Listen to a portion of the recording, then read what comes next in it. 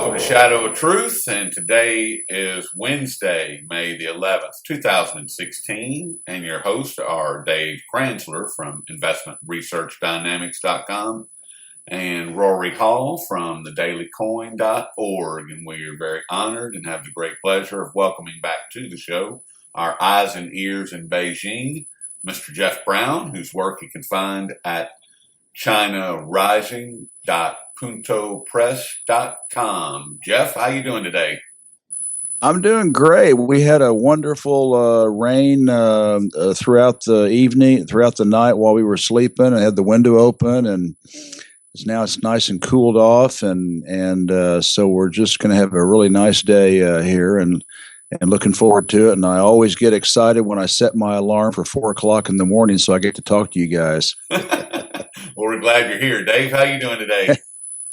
I'm doing well, thanks. I just had another jolt of coffee, so I kind of have a rebirth here for the rest of the day. Well, all right, rebirth. Why don't you lead us out here? Jeff, thanks again for coming on here, and I just want to say to the audience, I hope everyone is getting something out of these sessions with Jeff and appreciates them, because there's a huge divergence between what's published in the West in the media about China and what's really going on over there. And Jeff is our eyes and ears on the ground in Beijing, and what better source to have than an expat who's living over there, who can actually research and tell us what's going on and sort of filter it in a way that makes sense to Westerners, because the Chinese have a completely different point of view on life than we do here in the West. So Sure. One thing that kind of irritates me constantly, Jeff, is that especially some of the more well-read blogs that also report news, and often they do a great job reporting news, but they seem to regurgitate this theme that China has a debt problem that's spiraling out of control. And what makes it sound even worse is when they publish the reports, and they do it in terms of the Chinese currency, the yuan, versus translating it into dollars, because then when you do it in Chinese currency terms, it makes it sound like trillions and trillions and trillions compared to what the U.S. has. And the truth is, on a per capita basis, when you add up public and private debt, the United States has more debt per capita than any country in the world in the history of the known universe. And so what I wanted to do was just kind of have you give us an accounting of and it's clear that China has printed a lot of money, and they've issued a lot of debt and a lot of sovereign debt in order to stimulate their economy. I mean, the whole frickin' world has. But just to sort of put it in context and perspective, especially when you compare it to the debt problem in the United States, I'm just curious, and Rory's curious about, what's the truth about what's really going on over there with the debt problem that China faces, because they do have a problem just like we have a problem. It's just that the United States' problem is orders of magnitude larger than China's.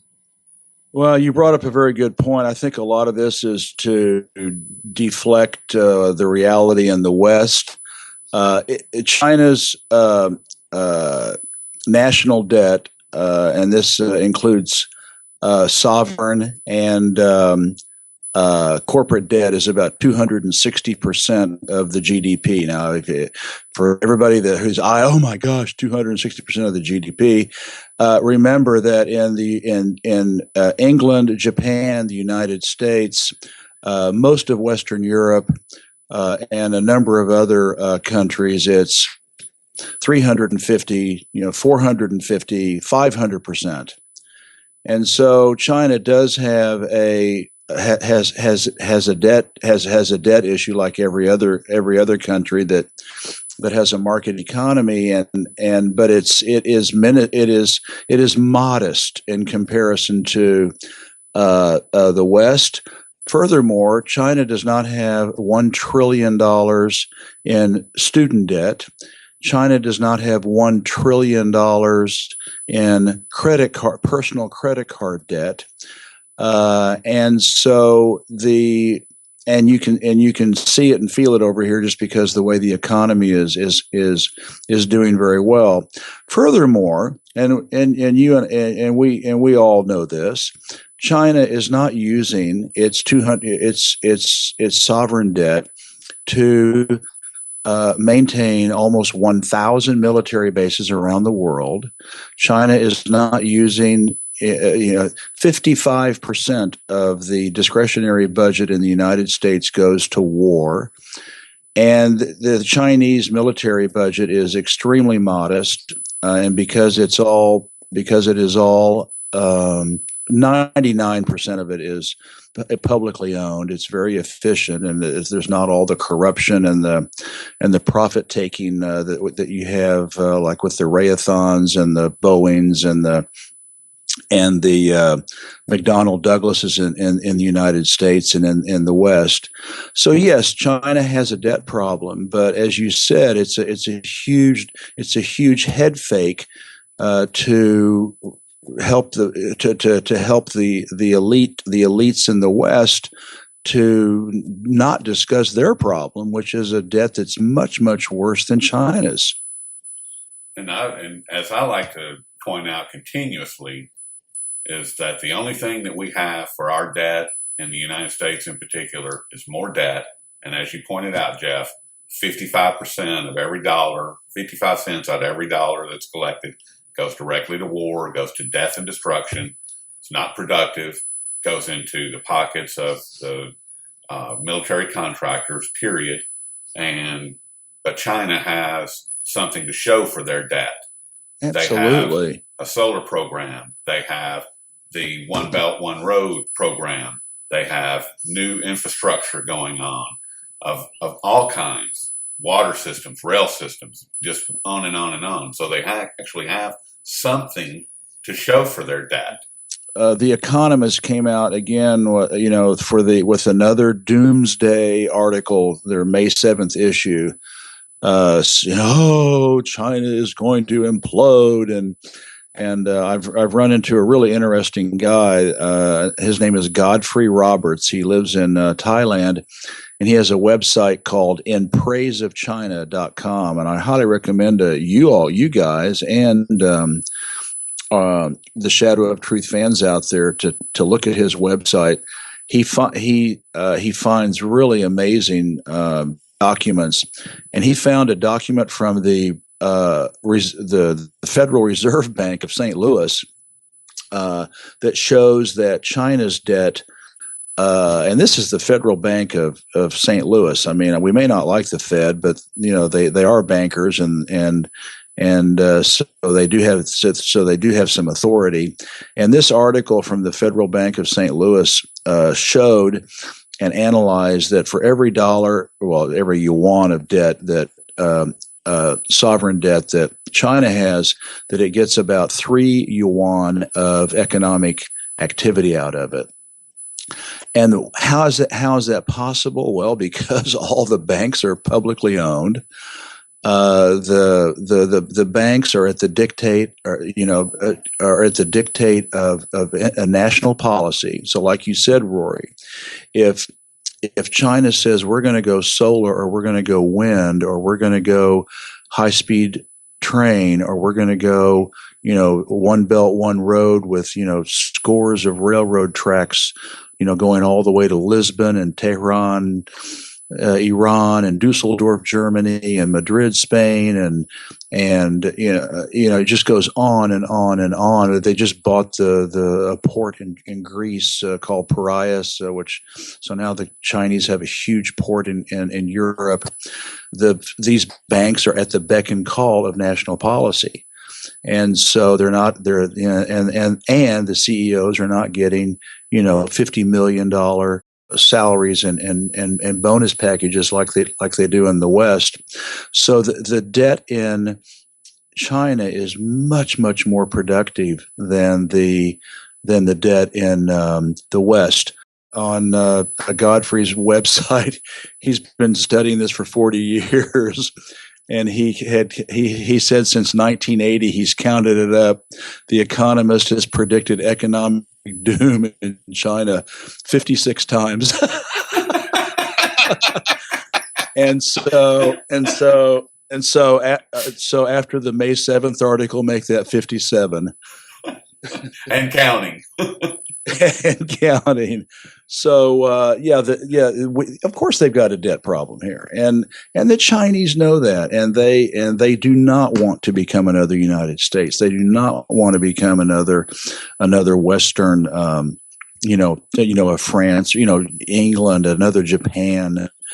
They want to avoid that, and that's why it was really interesting this week. On Sunday, there was an anonymous so-called interview, a question and answer article in the People's Daily, which is the flagship paper of the Communist Party of China. And the guy was anonymous, and they do this once in a while. Although actually, the United States and Europe do the same thing. The White House will ask, a journalist to write something, or, the CIA will ask, the journalist to write something. It's not usually anonymous, but, and even in American history, remember James Madison and Alexander Hamilton wrote the Federalist Papers under the pen name of, what was it, Publius or something like that. But anyway, this article came out, and it portends that something big is going to happen. In this question and answer format, it said that boosting growth by increasing leverage was like growing a tree in the air, and that a high leverage ratio could lead to financial crisis. So the Chinese are at least admitting and fessing up to the fact that they've got a problem. They're at 260% of GDP, and they do not want to go to 500% like Japan and England, and 400% like the United States. And in other words, they're reacting to it now, and they're going to try to do something about it before it gets out of control. This anonymous economist, who must come from a very high level of the government, the highest echelons of the government, is now predicting that economic growth was set to enter a so-called L-shaped trajectory for a few years. In other words, it's cooling off from 7%. It's probably going to drop down to 6.5%, 6%, maybe 5.5%, and they expect that it will stay that way for a few years. And so that came out. Now that in itself was an amazing article. It also attacks speculators. The Communist Party of China hates speculators. They hate George Soros. They find these people to be parasites on the body politic. They find them to be parasites on poor people. They find them to be parasites on working people.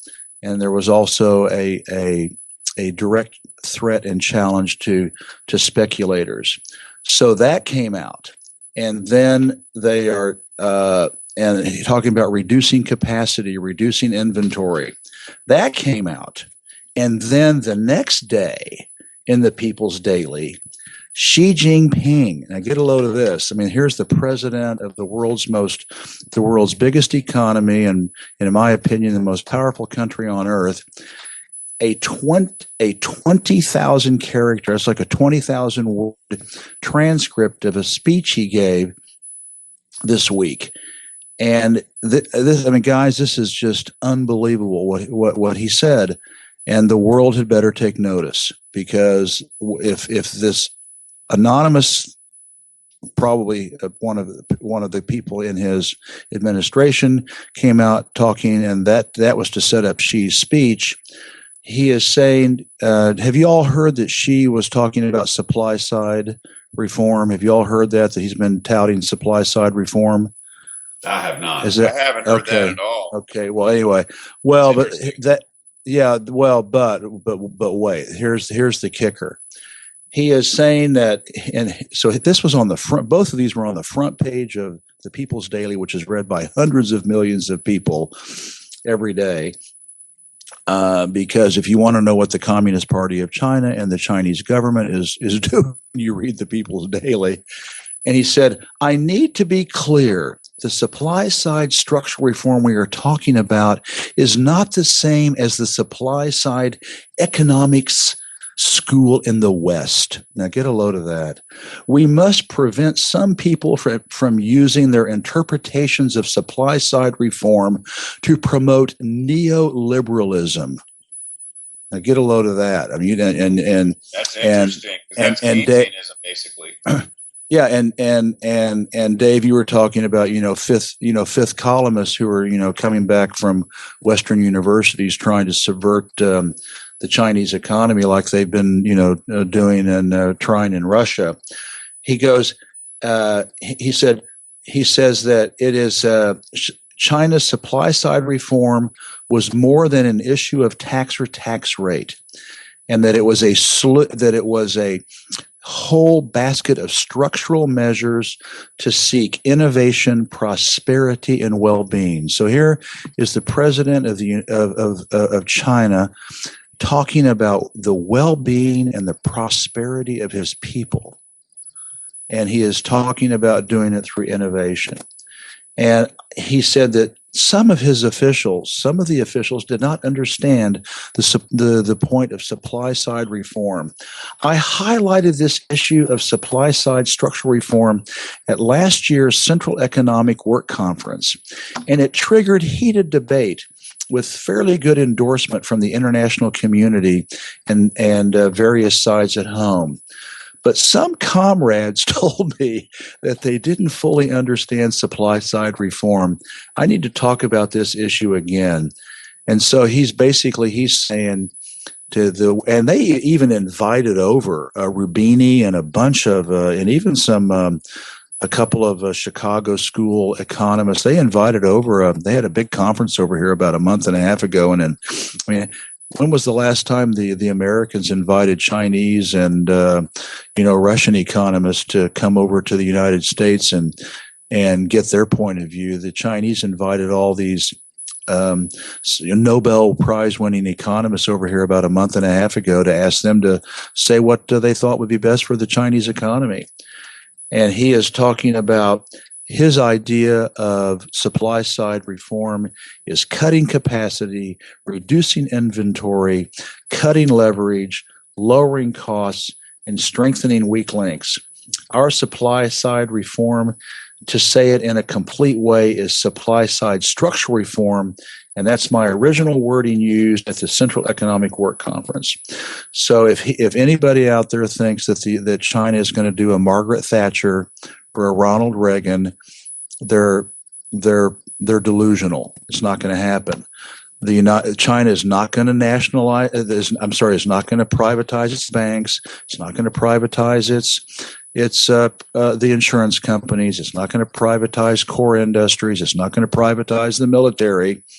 It's going to be kept, communist, state owned, and they're going to do it. They're going to go their own way and do it this way. Let me just read a few more quotes because it's really interesting. A key problem for the Chinese economy on the supply side, they could not neglect demand, and so there has been an effort to get the Chinese to spend some of their money. They have the highest savings rate in the world. They have a savings rate of over 50%. Goodness gracious. And so it's unbelievable. China could not rely on stimulating domestic demand to address structural problems such as overcapacity, he said. The problem in China is not about insufficient demand or lack of demand. In fact, demands in China have changed, but supplies have not changed accordingly. And you guys and I, we talked about this last time. Steel, et cetera, big, coal, big traditional heavy industries. And we talked about how they're spending tens of billions of dollars, to transit the millions of workers out of steel and coal, taking care of and providing with education, new jobs, new factories, etc. So I don't know exactly what's going to happen at this point, but obviously with Xi's speech and this anonymous speech, some exciting stuff's going to be coming down the pike here in the next few months, which we can talk about. It sounds to me like, Jeff, like when we were talking last, a few weeks ago, and you were talking about that transition from the steel and the coal into new technologies and the training and the new dollars that are already earmarked for that. It sounds like Xi Jinping, the president, is telling the world that's what we're doing, and we're going to strip our manufacturing. We're going to keep our manufacturing base, but we're going to strip it down, and we're going to transform it into 21st century innovation, and feed ourselves and then feed the world. Is that about? Exactly. And my file on innovation is getting really thick, and that's a whole program unto itself. What I love about living over here and working over here and reporting on it and writing about it is these, China's leadership. These guys are not, and I hate to sound so but they're not Donald Trump. They're not George Bush. They're not even Bill Clinton. These guys are, they've got, PhDs in economics, and they've got, degrees in, chemical engineering, and they understand processes, they understand flows, they understand, hierarchies, and they know how to govern a country, and they know how to pull the levers, and they are, compared to the United States, where you've got a guy. Look at Obama. I mean, the whole system in the West now is sold out to the corporatocracy and the 1%. And these guys are selfless. I mean, they come to work to put a roof over the heads of their people, food on the table, appliances in the apartments, clothing on their backs, prosperity, on the street, and it's working. So and I'm not suggesting that Westerners go out and become communists, but you cannot sit there and say, well, the Chinese should change because it can't work, because it is working over here, and the West should not expect them to reform along the lines of a Ronald Reagan or a Margaret Thatcher. It's just not going to happen. The way I heard it recently described, and I love it, and I'm going to live with it the rest of my life, is what has a direct impact on my wealth and my prosperity is how much wealth and prosperity I can bring to your life. If I can bring more wealth and more prosperity to you, then I will be taken care of. Yeah, exactly. And sort of the Beatles. All the love that you give is all the love that you, or all the love that you take is all the love that you make, or whatever. That song off the White Album. Yeah, I mean, and when I heard that, it was like, oh my goodness, that's pretty much it. Well, it's actually biblical. It's the golden rule. See, and what you said about what the St. Louis Fed discovered about China's debt, that for every yuan that they have in debt, it produces 3 yuan in productivity, which is the exact opposite of what's happening here. Isn't that right, Dave? For every $3 of debt that's created here, we get $1 of productivity. It's something like that. I think it's something ridiculous. Every $2 of debt produces $1 of GDP or something. It's ridiculous. Well, and why? Because most of it's going. It's a lot of it's to pay interest on the national debt. A lot, and then much of it, ends up in the back pockets of corporate, honchos. All the corruption, in the Defense Department, just billions and billions and billions of dollars that no one can account for. Of my dollars. No one, yeah, of your dollars. No wonder the ratio in the West is different than private banks.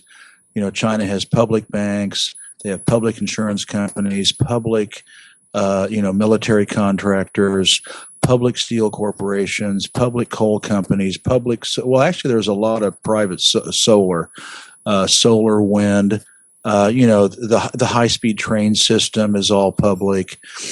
The metro systems are all public. And when you take out the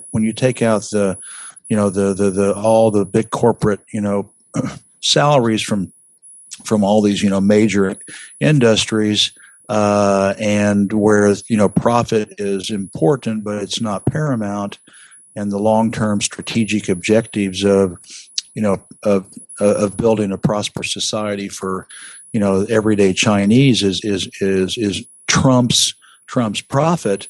Although it must be said that 4 of the 10 biggest banks in the world are Chinese, and they're all publicly owned, and they're all extremely profitable. Yeah, what Westerners cannot tolerate, and what Westerners do not want to understand, is that China is not a capitalist economy. It uses capitalist tools. It uses capitalist practices.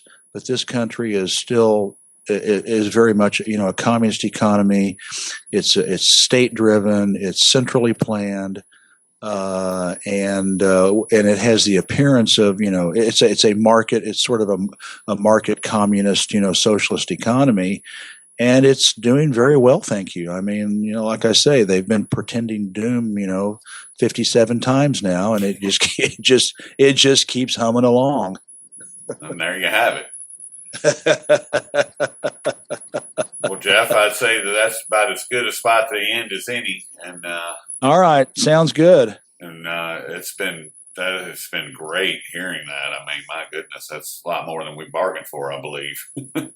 But we've been speaking with Jeff Brown, and you can find all of his work over at chinarising.puntopress.com. Jeff, we certainly appreciate all your time today. Yeah, lovely to talk to you guys. Jeff, thanks for your time. We appreciate it. It's a well-deserved cup of coffee that you're about to have. Absolutely.